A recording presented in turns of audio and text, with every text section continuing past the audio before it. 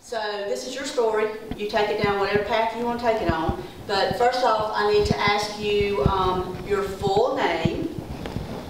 Okay, I was named by my grandmother, and she named me after her oldest son. His name was Jerry.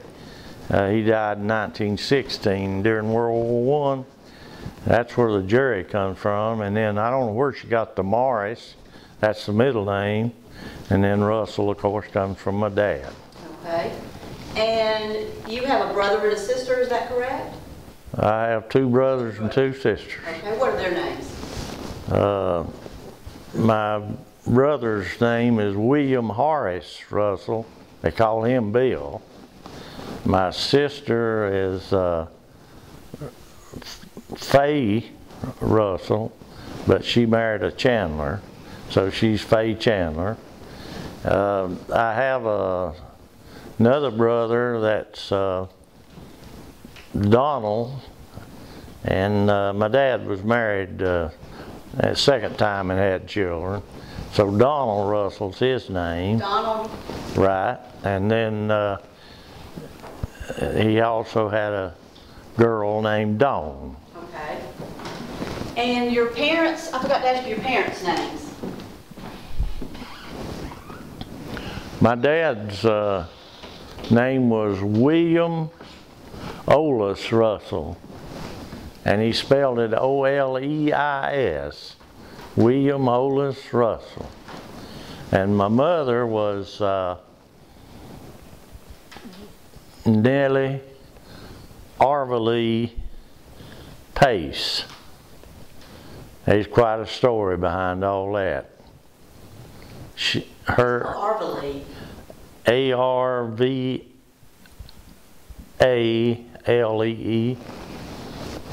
Nellie Arvely Pace. Okay. Right.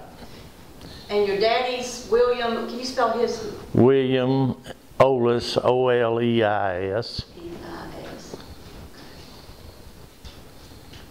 All right. So you're part of the old Pace clan, huh? I've studied the Pace genealogy in Hendersonville. Spent a lot of time in there, and it's interesting to trace it back. And boy, if you're a Pace, you ken all of them. Well, you and I are kin. Is that right? How would that be? My grandmother was Margaret Pace. How Who about? was the Maggie Pace, and she was the daughter of Ransom Woodruff Pace, son of Moses Pace, son of Earl Pope Pace. How about that? So you and I are cousins. And you'll be interested in this. I have a burial plot. I have seen your burial plot. Okay, and it's quite interesting. Yes, that's a story that maybe we could just briefly touch on. Why don't you? Well, that's the story of my life, really. There, the part across the top of that says, "More than just another pretty face." Well, now that's one of my sayings, but really, there's a deeper meaning there in my thoughts or psyche, and it is that goes back to my childhood. I was just a poor, ragged boy here. Came from the wrong side of the tracks. I say it that way, but just poor family growing up in World War II, and started to school finally, and Nobody knows me, and I spent my early years wishing I'd never been born. It took me a long time to really realize that, hey, here's a chance to have a good time. You know, we moved down in the holler, and there's just an old shell of a house, but I had the whole woods and creeks to play in, and I began to enjoy living then. Where's the holler? It's down at the end of Patterson Street up here. The old house is burned now, and I go back there every once in a while just to visit. But it was a real small house, and we were building that when Dad got called away when the Japs bombed Pearl Harbor. Had to go away to the Army, so never was finished. He came back and we worked on the house some more, but it was just a shell of a home when he went to the Army. So did y'all live in the shell of a home? Yeah, we lived there, yeah. It was just a roof over our head, really. We had a cow and a garden. We had a spring up the holler there. We carried our water. And we had one little shack over there for the cow to stay in. That's about it. And we had a hog that we raised, and the cow, the hog, and the garden, that kept us going. Well, I didn't ask you your date of birth, so if you can get that. 3/13/36. Wow, 3/13/36, okay. It was during a big snowstorm. I've confirmed that by asking older people. Now, were you born in Saluda? Over here on the side of the mountain. You said you'd been to that monument I've established. If you stand at that monument and you look at the Mine Mountain, I can see the spot where I was born. And there's a walnut tree that marks the spot there, but that old house burned also. There's quite a story behind that burning of that house. My uncle lived there and he got burned out. But we had moved from the place where I was born and Moved over to the holler. well, we moved twice in between there. We moved to an old house out here called a Fraser house. It's where Frank Middleton lived, next door to him. From there we moved down to a log house on Packlet Street, and it was a Reader Hip house. And from there we moved down in the holler. And that was the first piece of land Dad owned. He bought 9 acres down in the holler, and we started building the house. And that's when you said you Right. became a little bit more happy and you... Yeah. I wasn't too sure that I wanted to go to school, though. All I heard was bad stories about how mean the teachers were. And I hated to start school. Was it true when you started school, the teachers mean? I didn't find them to be as mean as I was told, but I don't know, a psychologist would have better words to explain this. But I wasn't noticed, and somehow, and as I look back on my own experience teaching, I made sure I didn't overlook anybody in my class, and I went the second mile to get them noticed, you know, and make them know this is important. That never happened to me in school. In 12 years, it never happened to me. I sort of fell through the cracks. And can you imagine a boy who goes to the service, comes back, goes to school, and then one day, 10 years later, comes back, and the first faculty is some of the teachers who taught me, and I'm the new principal. And I said in the library that day, hey folks, I'm back. I'm here to get even. But we had a good school and we had a good time. But I really did fall through the cracks, and I didn't know I was important. I was to be seen, not heard, and that sort of thing. And then another thing, this comes out bad any way you say it, but my mother and dad had no training. They was both dropouts in elementary school. They didn't know about training children, and of course that mistake goes on every day. But anyway, I'm just thankful he fed us and did the best he could, but The old saying is, I never heard anybody ever say they loved me. they always say, you know, your parents are your first and best teachers. You're right. So if you don't have that, then you kind of get off to a rocky start. So Yeah. I understand that. And sometimes it's a blessing to, once you have your own children, you can give them what you didn't have. And I created a work ethic in mine that I marvel at. And That reminds me, I forgot to ask you too. Are you married, or were you married? I was, yes ma'am, and raised 2 girls, and they're both teaching, and one teaches in Buncombe County, and the other one teaches at A.B. Tech. What are their names? Abby is the oldest girl. Abigail King Russell's her name, and she married a Barrett. And Mary, her name's Mary Joyce, and she married Parker. And they both live up in Asheville, out on the road going toward Vance's birthplace, Reams Creek Road. So you're saying that when you went to the Saluda school, because I'm assuming you went to Saluda school, that you just sort of felt like that you were not noticed. But that was sort of the mentality of the day, don't you think? It wasn't just you, it probably was. Yes, ma'am. The philosophy and training that I had as a teacher, I came back and the teachers that I had been teaching for a good while, and I would talk to them about lesson planning, and they would say, we never had that. A lot of the stuff that I'd had and thought to be what we ought to be doing, they didn't know about. Anyway, as time went on, I was able to work at Tennessee and train teachers.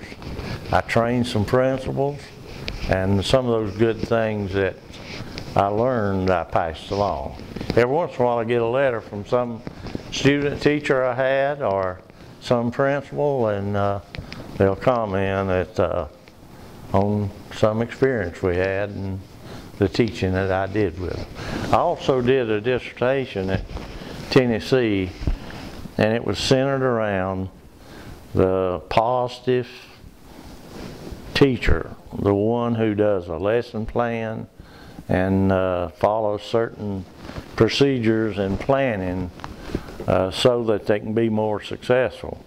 And the state picked up on that, and they have an effective teacher plan now that they pushed and forced on to all the teachers in the state. I don't know what they're carrying through with it, but it was a good thing at the time.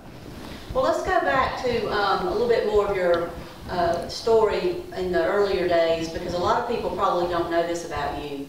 Now, you graduated from Saluda High School. Yes, ma'am.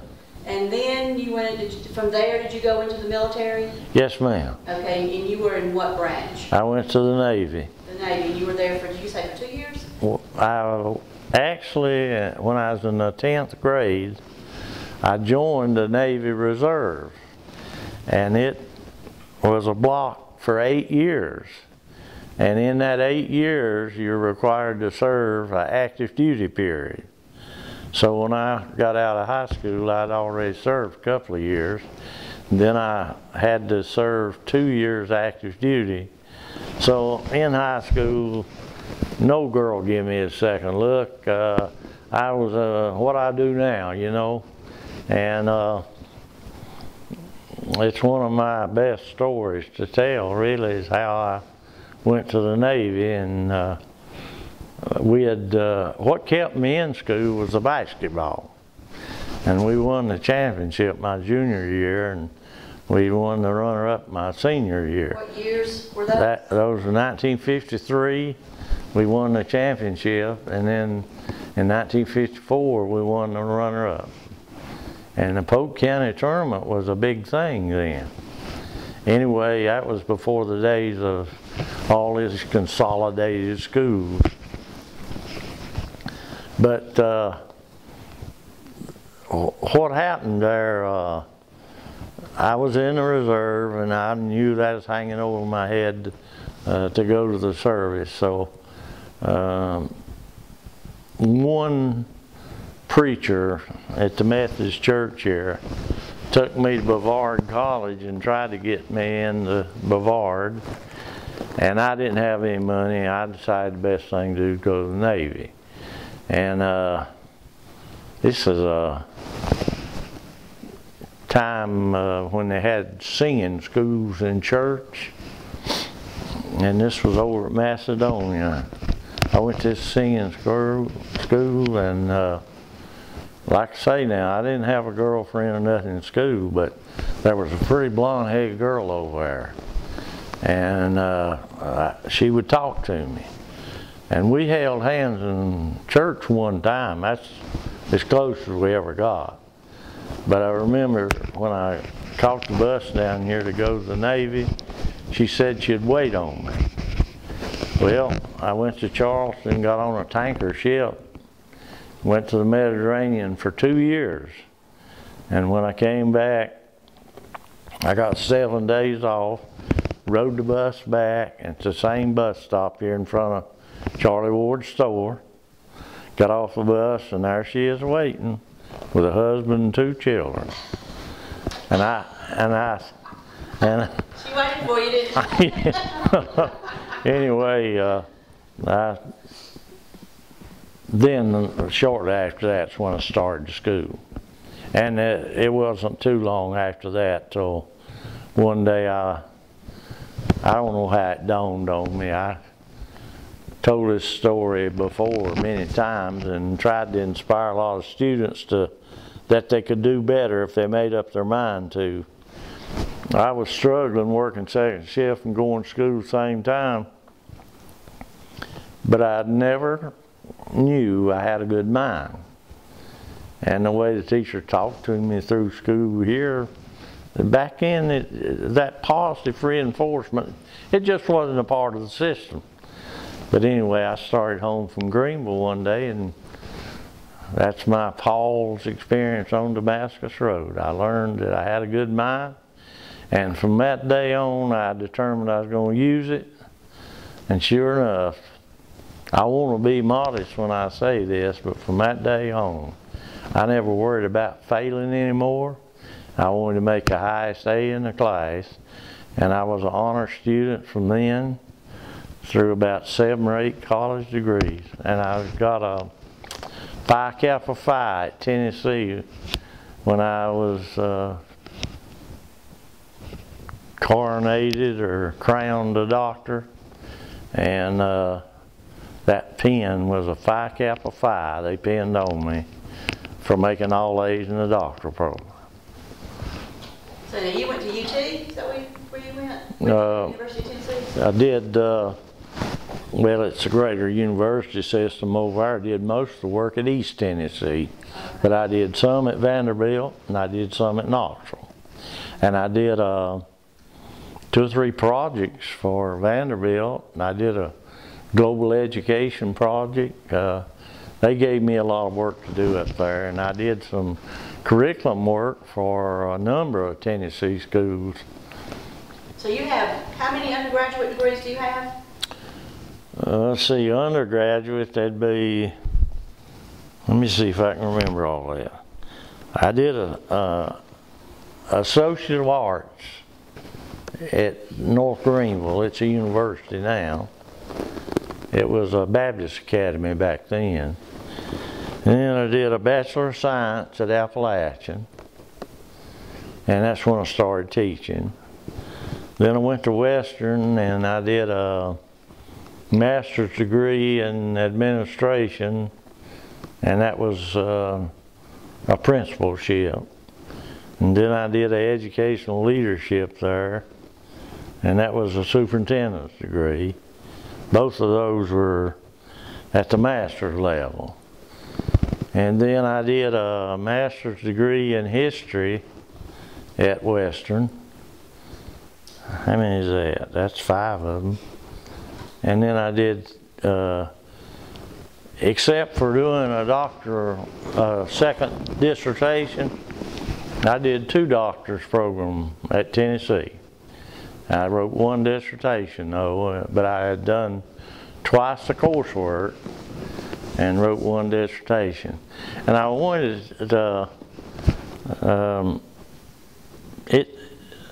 the professor I had who was my chairman, he said that doctor's dissertation was a classic. And he talked about it so much, mine got read a whole lot more than others. And every time I go back up there to Tennessee, I pull it off the shelf and look at the card to see how many's checked it out. And it's got a lot of wear. But it was a study to see what the conditions of lesson planning were at the time and what the history had been. And I carried all that through the study, and then I did an instrument and had 200 teachers in 2 systems to answer some questions, and I did a statistical analysis to find out just what kind of shape we was in at the time, and that was 1979. And I wonder if there's been work done since then. I hope so. I pointed in a direction and need to do more work in that area. So after you got all your degrees, or maybe you were doing this while you were teaching, did you come back to Saluda to teach? Did you teach before you were a teacher before you were a principal? 1 year. So you were only a teacher 1 year, and then you... I did driver's ed and history here 1 year, and the principal went to Henderson County, and then I was principal for the next 10 years. So you were principal for 10 years at Saluda School? Yes, ma'am. And what years were they? From 1969 to 79. That's the 10 years I spent here. And I actually got credit for one of those years. They gave me a leave of absence to go to Tennessee because I had to be on the campus every day and not be gainfully employed. So the Polk County Board paid retirement while I was at Tennessee, and I got credit for that, and I didn't work here that year, but it counted on my retirement. Well, let's talk a little bit about life in Saluda, and maybe go back a little bit to your early days. People love to hear about what it was like growing up in Saluda. I think everybody's... Oh man, yeah. I know I am. I only got to visit in holidays and summers and stuff as a child. But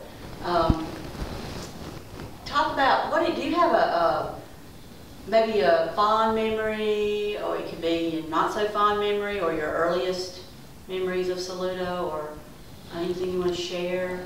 Interesting story? I got lots of stories. People like those stories. We have somebody tell us how to cook a pasta. Let me tell you. Okay, there was a policeman in Saluda at the time. His name was Cawthon Metcalf, and he lived just across the street here from the library in an old house. And he was a night policeman. He farmed, and he also did logging, and he had a white mule, and boy, it was hard for a boy to find work in, and he would hire me to drag logs or plow that old mule. And this is right after I got out of high school.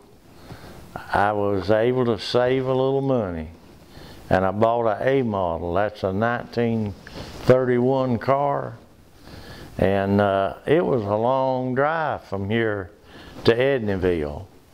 But there was a preacher there that had 9 children and had 2 or 3 pretty girls.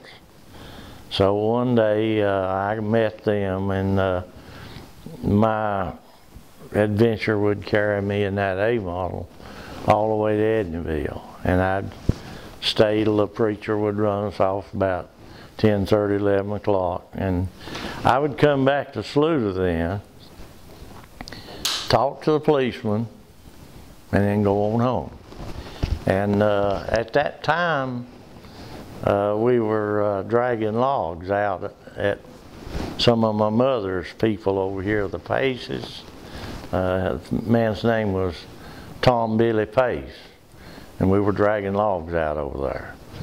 But anyway, I pulled down there at the city hall going to talk to the policeman, and I pulled in City Hall, and the night policeman swept the street, and I saw him sweeping down in front of Charlie's store. So I'd already pulled in there, so I just drove down the sidewalk and pulled down there and talked to him a few minutes and went on home.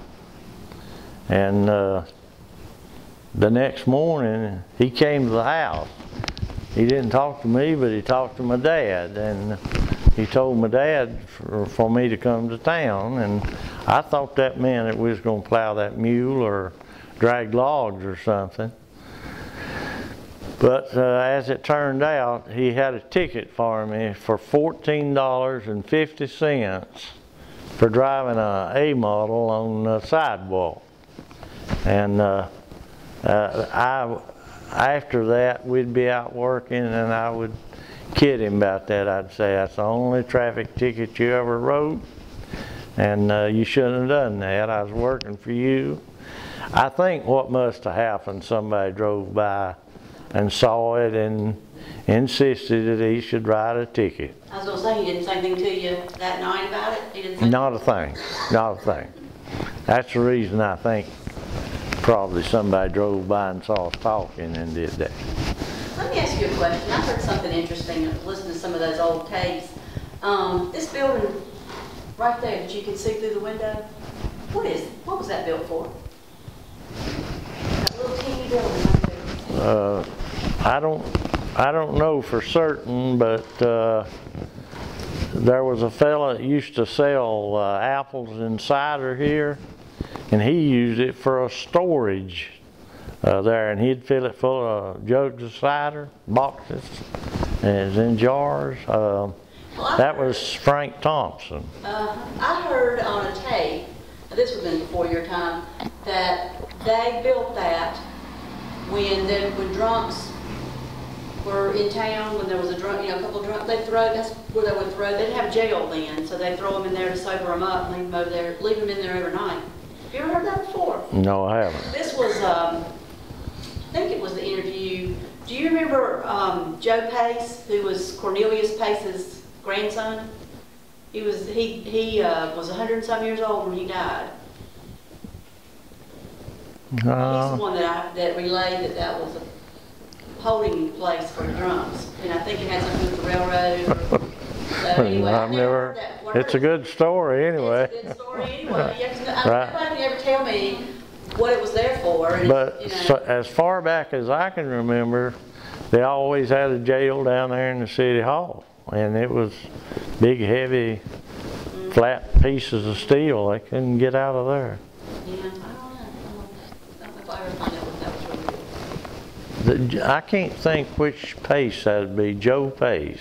Cornelius Pace is the man that owned the land that the town now is built on. Okay, Just right. Came up the mountain and through his property. Yeah, that'd have been so far back. Oh yeah, I mean nobody before your time, but in my time would have remembered that. Joe was still living, in the 80s because he participated in the interviews, but he had to have been, he was 100 years old then, because he was born in, he was 102, because he was born in 1878. He gave his birthday on the interview. The Pace you mentioned a few minutes ago, Hannon Pace, and I went to the First Baptist Church in Asheville for 24 years, and I met a Wood Pace there. He was an older man, but he was one of those sons. There's a lot of Paces. Sure are. Of Burl Pace and his wife. A lot of them. Yeah, especially Ransom had, what was it, 3 wives? And Ransom Taylor Pace, not my great-grandfather, but Ransom Taylor Pace. Okay. They called him Bud. Yeah, right. he was named after my great-great-grandfather. How about He that? was, because I heard that on an interview. 3 wives and 29 kids, wasn't it? Yeah. I always think of him when I think of, in history we used to have a chapter, you know, on the westward movement of the Mormons, and Brigham Young had 27 wives and 56 kids, and I would always tell those children, I grew up in a town, and I would tell them about Mr. Pace having all those children. Charlene's father. Yeah. Any Pace shearer that would go to that genealogy in Henderson County would probably find that they're kin to that same Pace. He's one of the older ancestors, and of course BP over there, he's supposedly the oldest. He's the first. He fought in the Revolutionary War as a patriot, and his father, allegedly, his father was killed as a loyalist at Shallowford. And Dr. Jones has got, you know Dr. Jordan? Sure. Has got records on that. And there was a split in the family.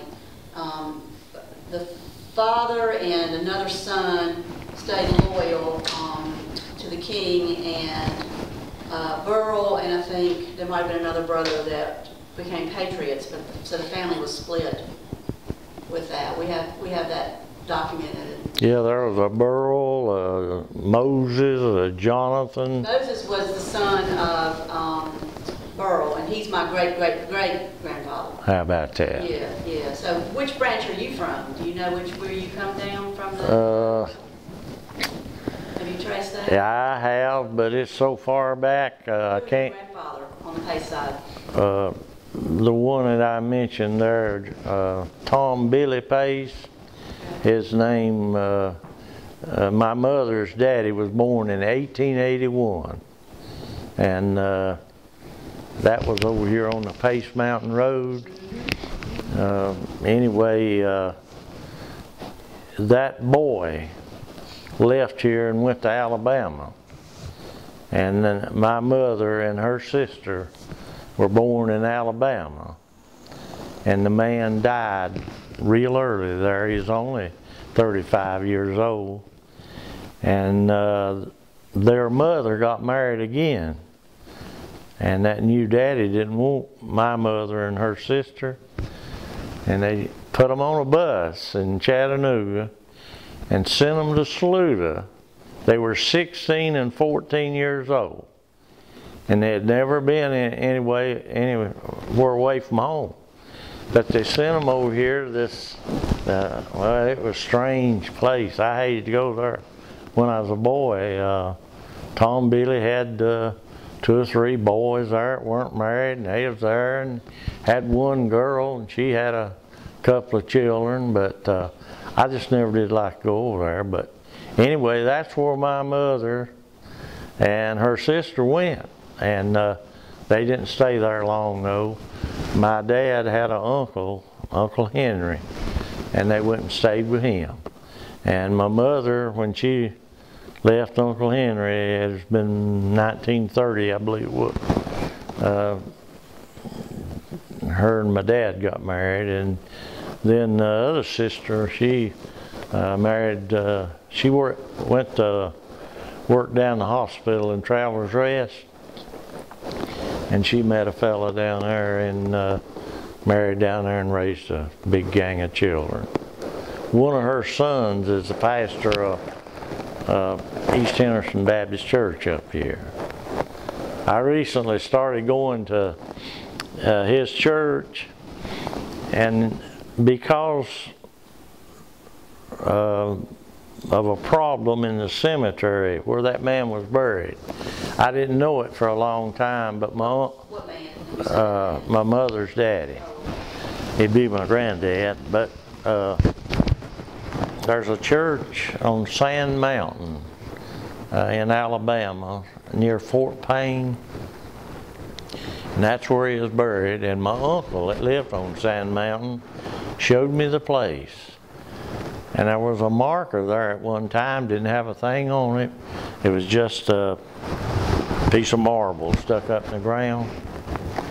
And for a number of years, when I'd go down there, I'd go by that cemetery and that marble would be sticking up there.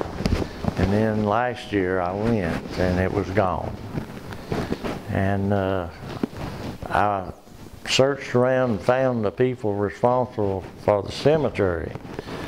And this fella, James Gregory, he told me they had had some vandals go in the cemetery, and they'd tried to repair it and fix it back, but that monument come up missing. Well, anyway, I searched and searched to find a death certificate so I'd know when he died. And I finally got that out of it was a health and some kind of department in Montgomery. And I filled out a form and sent $15.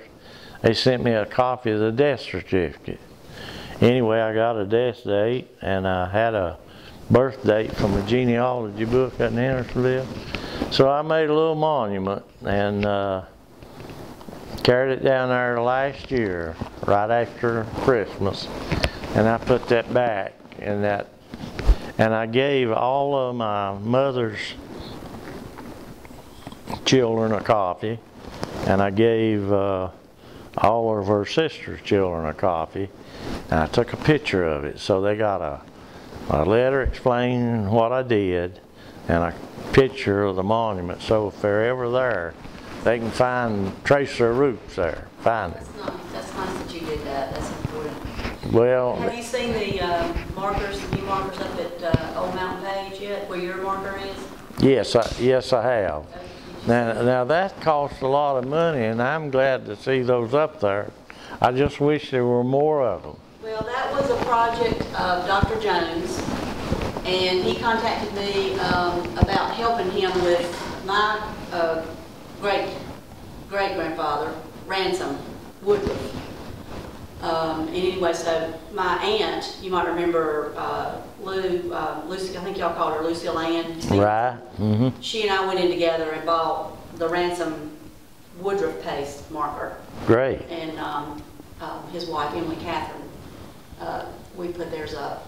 And then Dr. Jones, I guess, paid for Moses and Burrell's. So anyway, there's some people that don't like those markers. They say they're too big. And I didn't have anything to do with picking them out. Dr. Jones did that. I'm just glad they're there. Yeah. Well, tell us, do you remember, okay, there's a lot of characters that just keep popping up in these stories, and one of the ones that everybody is just fascinated with is Phoebe Sullivan. Did you ever meet her? I sure did. Well, tell us about Phoebe. What do you remember? As a matter of fact, I never took her too serious, mainly because at that time we grew up rocking the blacks down the railroad, and that was a colored town, you know, and we didn't want to have nothing to do with it. We got along with them, but it's just the kind. What down the railroad? What did you? We rocked the blacks. If they came to town, we'd run them back down the railroad and throw rocks out. Okay. That was boys' pastime. Okay. Anyway, it never caused any real trouble, but Aunt Phoebe lived there with her sister, and there was some, it was rumored to me that she was some kind of herb doctor. And I got more acquainted with her. My mother, for a time, got some of that tonic she sold, and it was in a half-a-gallon jar, and it did smell like it had some different herbs in it, but it also had some moonshine to keep it from spoiling, I think. That's as much as I know about the medicine. I read a book she supposedly wrote about healing, and I took that kind of lightly too. But her sister run a kind of a food bar there, and sometimes we found our way there to get a burger. Anyway, and Aunt Phoebe lived to be 100 years old, and I helped Charlie Ward here one day. We raised some money to fix that little temple over there that she started, and it operated, and I remember they had big crowds there for several years. But once she died out, it began to fall away, and it's in poor repair now. But anyway, I helped Charlie one day, and we had us singing, and Charlie asked me would I be the spokesman, so we took up 2 collections and got $3,000 in one evening to work on the church. I even went down there and did some volunteer work, put the steps back up and a little porch in the front, and the roof was leaking, and I fixed that, but nothing's been done since. So anyway, they just mow around it and let her sit there. There's about 150 descendants of that, and I think the majority of them have their name on the deed, and it's been real difficult to get any straight answers about what we can do. I've talked to the lady who actually pays the taxes by email, and I've asked them to let us do at least get some tarps on the roof. Or Is she in the family? She's in the family. She's a great niece, I think, and they're in the D.C. area. I'd love to see it fixed sometime. That's my goal. It's been one of my goals, is to try to preserve it. It's just hard to find money and, sure. and people that will help. But I understand that area down in there used to be pretty active. It was the Man, yeah. black community was pretty active, and that somebody told me that there was even a restaurant in Phoebe's basement. Do you remember anything about? Is that where you went and got your? Yeah, we got a burger there. Anyway, in her basement of her home. I didn't remember it being in the basement. I thought it was on the main floor, but that's been so long. Clark Thompson said he thought it was in the basement. I don't remember. It's kind of that would have been where you would have walked straight into. The house was up. You're right. A level, so you know may have felt. Like could have been. Yeah. Anyway, that's about as much as I know about her. And once a year they had a big service there at that church, and the whole place was thick with black people who came from long distances to attend that. Anyway, I'd love to see it get started again and something happen, even if it just made a historical site. Who do you think's one of the most interesting characters in Saluda, whether it be from years ago or present day? Who do you think, if you had to say who's pretty interesting? Well, in all the history work that I've done, and this man's never mentioned very much, and I've not read anything about him in a long time, but there was a man in the cove, his name was Whaley Bradley. And that was a storyteller, and I spent many Sundays going down and listening to Whaley Bradley. Green River Cove? Right, and he lived in a little shack down there on the left side of the road. The road run between his house and the river. You say Whaley, W-H-A-L-E-Y, Bradley. He claimed. Oh yeah, he's probably kin to all of Bradley's, because anyway, they got a falls there, down there called the Big Bradley Falls, and that may get his name, may even have the name because of Whaley. But he was an old man, and he wasn't very big, and when you went there, he'd get on the edge of the chair and he'd start talking to you, and he wouldn't hush. And he would just tell you one fantastic tale after another. And I had a friend here, Tom Jones, you may have heard of him. He loved to hear old stories, and so I would go pick up Tom, and we'd go down and get another fella, Gay Thompson, that lived in Harvard's Cove, and we'd go spend Sunday evenings listening to Whaley.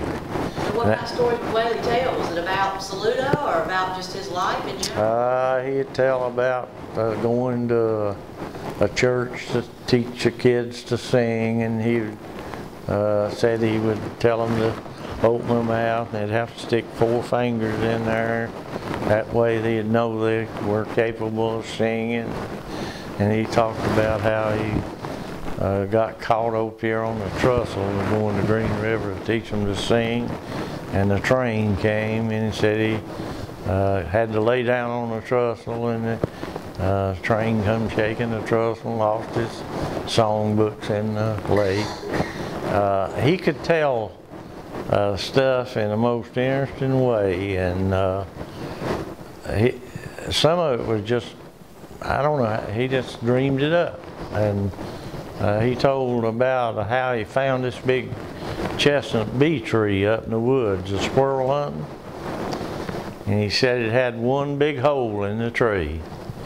And he said he finally went to cut the bee tree, and he said there was no bees in it, but there was so much honey run out of that hole it run down in the pasture and drowned 3 of his dad's cows. And he said he just later was always curious about why no bees came out. And he said he got a stick one day and he started beating on that log, and he said he heard something in there like an electric airplane.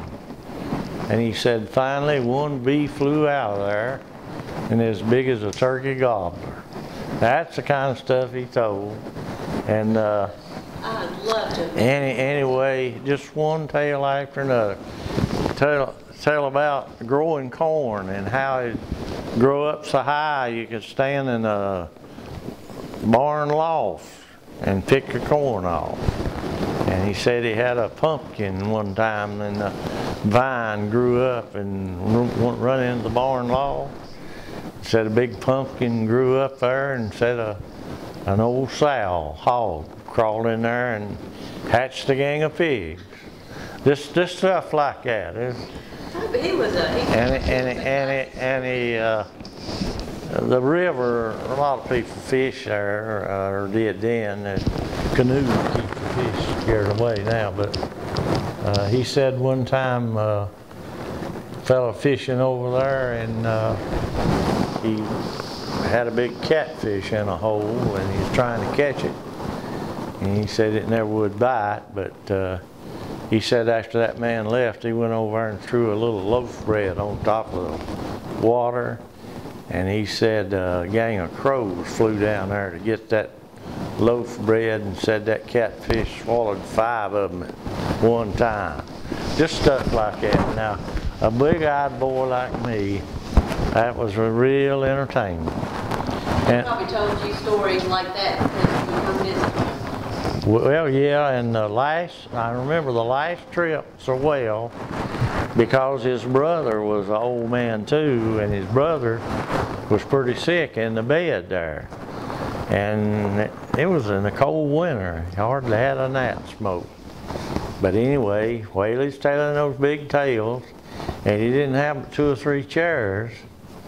And I had to sit at the foot of the bed where that sick brother was. And he got to groaning and rolling around there one time, and he's in the middle of one of those tales, and I got up, and I was afraid, you know, the man was going to roll out on the floor or something. He said, "Oh, I sat back down there." He said, "That old man ain't going to die," and just kept right on talking. And he was quite a character. I heard a good story about you. Your sister told about you and your brother.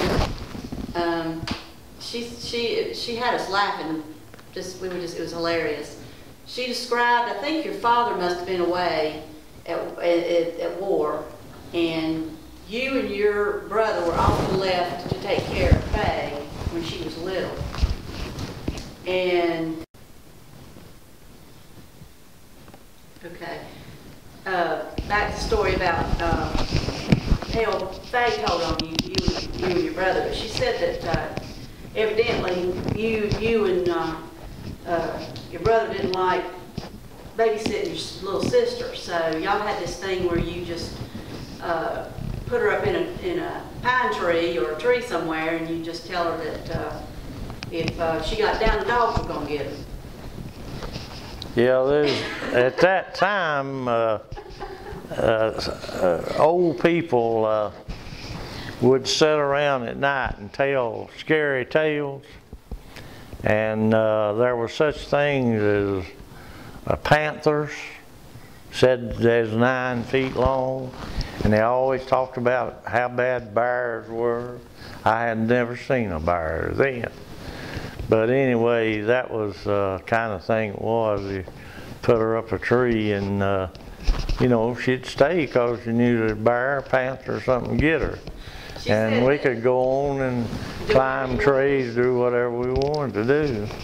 Well, she said that one night you decided you and your, y'all call him Horace or? I call him Horace then. Well, Horace, y'all decided you wanted to go coon hunting. So you were watching her. She said that your parents at that time, I think, were sitting up with the dead. There was someone who passed away in the community, and they were sitting up with the dead.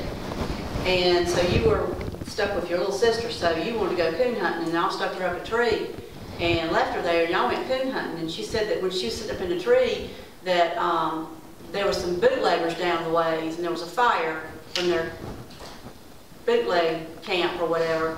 And that when you and your brother saw the fire, y'all thought she caught something on fire and got burned up. Do you remember that story? No, that's beyond my years. She said y'all were freaking out because you thought, you know, you were going to get in trouble because your little sister got burned up. Yeah. But it was actually bootleggers. But you and your brother came walking up the trail and y'all were talking about what you were going to tell your parents, how your sister got burned up. And she said she saw y'all walk by, and then she said the bootleggers came by. And so she sat real still, but anyway, the bootleggers get on by. But she jumped out. Somehow she got out of the tree and came running up behind y'all and scared you to death because y'all thought she was dead. She never told your parents about you putting her up in a tree? I don't guess so. Well, she said when her daddy came back from war, she was up in a tree when he pulled up. And then she jumped out of the tree and ran.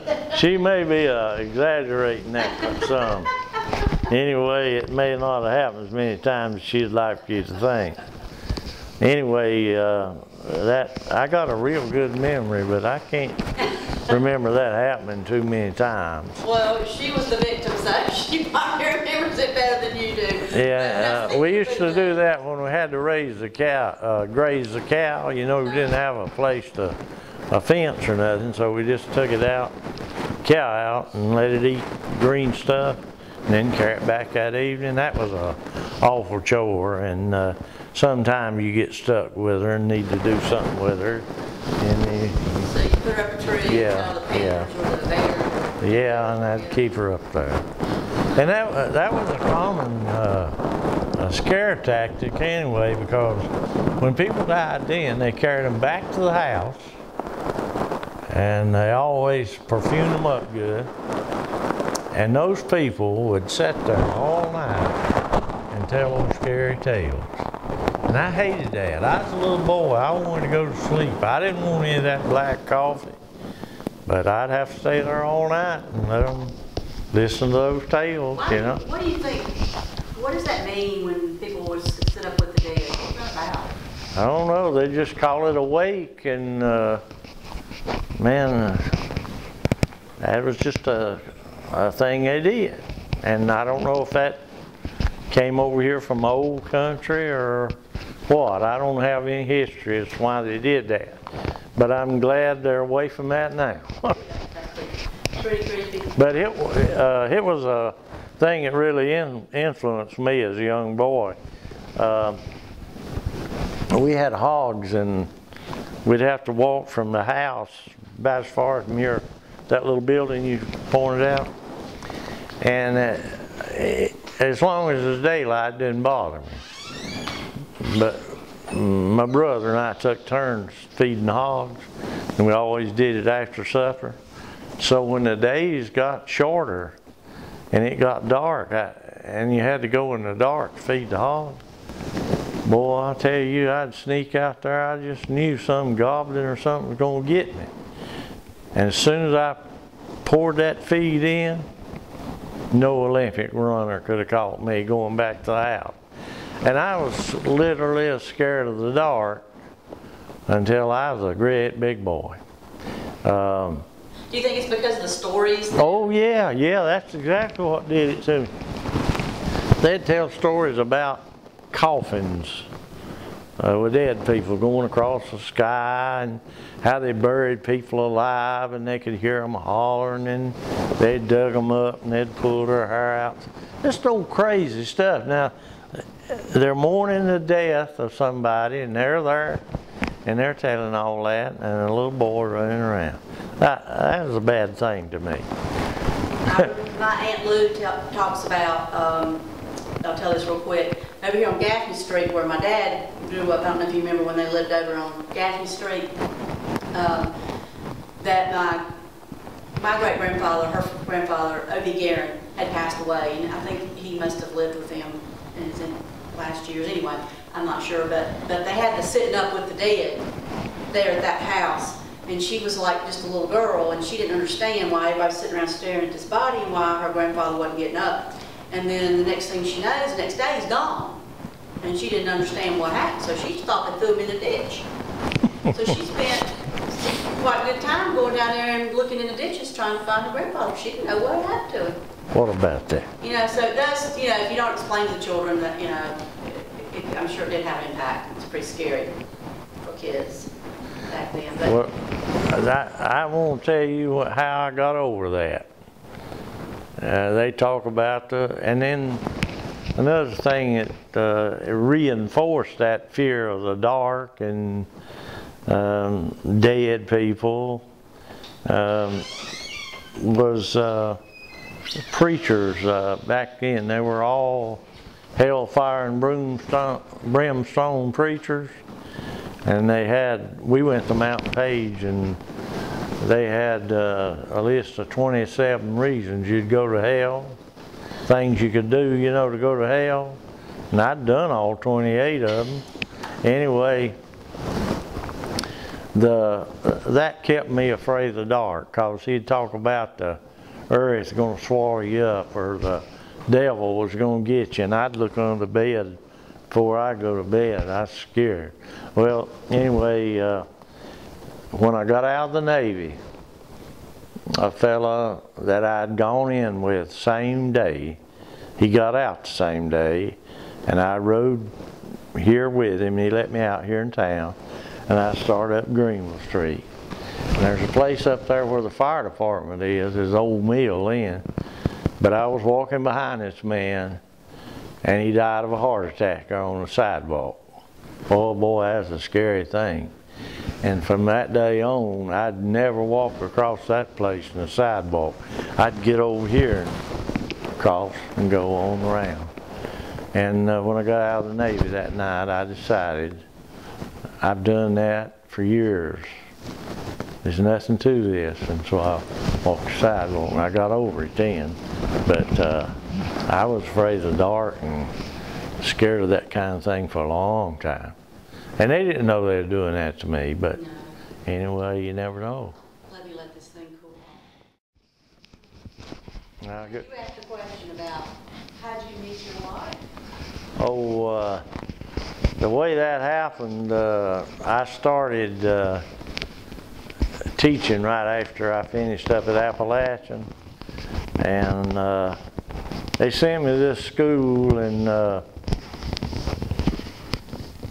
it was Reynolds High School, big consolidated school, and the band director, she started running me, and she run me till I caught her. Anyway, we dated for 4 years, and I give up. I was 30 years old. I give up, and we got married and had 2 beautiful children. And they turned out really good. And I had them in school. I was their principal and teacher and parent all at the same time. And I was their coach too, man. We had a good basketball team. I once had a team at the Y. I had 4 boys and my own girl. And she was the only girl. But we won 10 games in a row. Anyway, Now, you said Reynolds High School. Are you talking about the one in Winston-Salem? No, one in Asheville. Oh, okay. I didn't know there was another Reynolds High School. This one's AC Reynolds. That one's JR over there, I think. I'm not sure. I just know it's Reynolds. Probably is JR. Yeah, the tobacco people, yeah. Yeah, that's near where I live. Yeah. Okay, we talked about this earlier. A lot of folks want to know about bootlegging, and you said you knew a little bit about it. Well, yeah, I laid out of school and went fishing and found the first still because I'd skipped school, and I didn't want my dad to know I skipped school. But anyway, we went fishing down on Packard, and we came down the river, and this strange smell was coming down this little creek. And we went up that little creek just a little ways, and there's a big still. And we didn't know whose it was or anything. And anyway, we come on home, and that night we thought we was clean, and Dad wouldn't know we stayed out of school. But here come this man and woman to visit that night. And I remember what he said. He said, "My boys and your boys went fishing and found our playhouse." And that's what he called it, a playhouse. Anyway, he wanted to, you know, lean on my dad not to turn him in or anything. And he wouldn't have done that anyway. Anyway, sometime later, a good long time after that, he was, of course, caught moonshining, and I think he had to serve some time once. But the best moonshiner I knew was my dad's youngest brother. That's all I ever knew him to do. And I don't know how many times he was caught, but he had 8 children, and they never would keep him long. And he'd get out and start making it again. And can you tell where his still was? Can you tell us now where his still was? which one? The uncle's still. Yeah, I know where one of them was. As you go down toward the Greenville Highway here, and it's right below the state line. There's a little creek goes up through there. And the old place where my dad was raised is up there. And he raised a big family up there. But the still that was up there was right above the old home place. And I found it a squirrel hunting one day. Anyway, and it wasn't hard to find still back when I was a boy, because going down the road toward Greenville, every other house was either selling it or making it. And so it was across the railroad tracks and on up towards that's right. Greenville Street. That's right. That's how the dark corner got its name too. Yeah. What do you consider the dark corner to be? I never could pinpoint exactly where it was, because there's 2 or 3 places. There's one that's closer to Landrum and Gownsville. But the one where John Rhodes was born is down there just at the edge of Glacier Mountain. It's where Highway 11 turns off of the Greenville Highway. Just out there just a little ways, there's a rock church, and that section was called Dark Corner. And that's where Betty Jo Thompson said she was born. She said Glacier Mountain. Yeah. She was born. We've had 2 people in the interviews actually admit they were born in the dark corner, and most people don't want to. I wish I could remember. John told me how old he was when they came here. He was just a boy. But we were working down that way, and we made a point to go by there, and he pointed that place out to me where he was born. John said he drove people. He drove people hauling the moonshine. He never. Oh yeah. So he never tried it. Never. Yeah. But he said he did drive. Well, now the only involvement I ever had, I knew how to make a still because of the ones I found, and I did make a small one time just to see if it'd work, and it did. But I never did make no moonshine. my job, and even after I was old enough to drive, and well, until the watershed came and got that land, there was plenty of moonshine down there, and some after that. But what you could do here on Friday especially, if you need to make some money, just come to town. Somebody'd ask you to drive them to get some moonshine. And they'd give you $3 to carry them down the Greenville Highway or up to Monhiders and Flat Rock or Sam's near Hendersonville. And well, in the 50s, $3 would get you into the movie. You get something to eat, ride up and down the street, and you can make a weekend on that. So and if you need anything else, you could find some scrap iron and take that to Lewis Williams, and you'd get a penny a pound for scrap iron. That's the way we made it. So it paid to know where to buy that moonshine. Oh yeah, yeah. And one other place, Suttles. It would actually be in the Big Hungry section now, but before I-26, you start out, well, you know where the Macedonia Church is?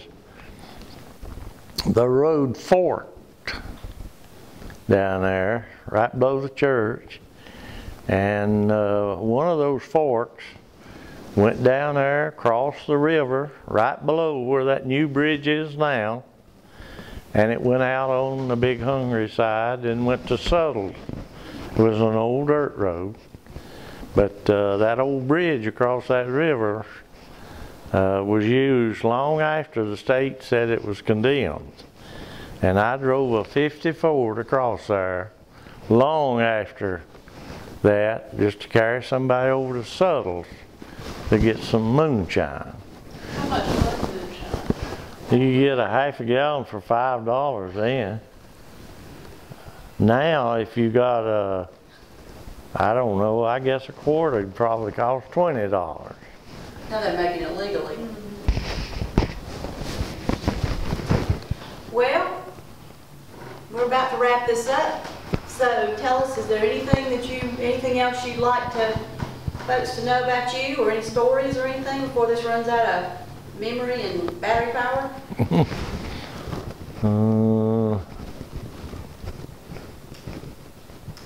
Or anything about Saluda or anything? Do you like living in Saluda? Oh yeah. As a matter of fact, the last interview I did, the lady asked me what I liked about Saluda, and I told them all the good memories and things that had happened to me here, and that I didn't really know what preachers said about heaven and hell, but if I had a chance to go either place, I wanted to stay here. And really, I love the people and I like to talk to them, and I just don't know anywhere else I want to go. And I've seen a good portion of the world, and it's just a place I love. Do you have any advice for the younger generations moving into Saluda or visiting here, as far as Saluda goes? You think they should change it? I wouldn't know what to say change, but I have seen a lot of changes in my lifetime here. Some good, some not so good. Some things have happened that I hate. I've never completely got over consolidating the high school. I wish it's still here. We had a good school, and I'm good evidence, one example at least, that you can make it in spite of the fact that it's small. And teacher-pupil ratio, that's a big plus when you're small. Anyway, I hated that, and I hate that the train's gone. I always enjoyed the train, and I grew up running the Melrose and just to get to swing a freight train, you know, and ride back up. The other thing that, big change that bothers me is those people, some of them we talked about, they're gone, and the memories is all we got left, and the work you're doing will help that to live on, of course. Anyway, I'm going to keep trying to do a little something. What I enjoy doing now is continuing to study. I've been to Blue Ridge Tech. I've done a number of classes down at isothermal. I've been back to Western, and I went to Fruitland. I enjoy learning, and I always have a good time when I can go to school. What's your favorite subject? I'd have to say history, and second, it'd be the Bible. I've worked to read it through this year, and I'm almost through now. But I got a number of books at the house I've read about the Bible, and supposedly to make it plainer and clearer to you. But just to be honest with you, there's a whole lot in there I don't understand, don't expect to ever understand. And I raise a lot of questions as I read it. And a lot of people ask me questions about it because they know I read and study. I can't answer them, and I'm frank and honest enough to tell them I just don't know. And sometimes I tell them the preacher doesn't know either, but what he tells you, it's not in there. And that bothers me some. I kind of go lightly when I have to do that, but there's a good many things they say it's not in there. I think probably they want to make God to be what they want him to be. That's why they told you all those scary stories a long time ago, because they wanted to control you as a little boy. Yeah, I guess so. That's exactly right. Done a good job on me for a while. Yeah. But I've broke out of that. I used to, let me tell you this, a preacher that was at Mountain Page for a long time, once I went away to school, he didn't see me until I was already teaching in Asheville. And one day I met him on the street in Hendersonville, and he asked me where I'd been. So I told him I went to the service, then came back, went to school, and was now teaching. And he acted like he was shocked, and he said, you know, he said, now preachers usually think the best of you. But he said that all the time he was at Mountain Page, he said he would look back there and see me, and he said the only thought he ever had was there's a boy that's going to end up in prison. And I thought that was really putting me down pretty bad. But I just laughed at him. Anyway, Told him, didn't you? Yeah, it probably turned out better than he thought. I think so. Well, we appreciate you letting us interview you today. Well, I've enjoyed this. I hope something to be worthwhile to you. It will. People love this, and like I said, someday we hope to have a museum, and we hope to be able to have a shelf full of these interviews of folks we've collected and folks. Gosh, yeah, I hope I just live long enough to see all that. I hope so too. I hope I live long enough to see it all. You won't tell them that I'm from New Jersey, will you? One of my favorite stories, you know, I like to ask people as they come to Saluda where they're from. And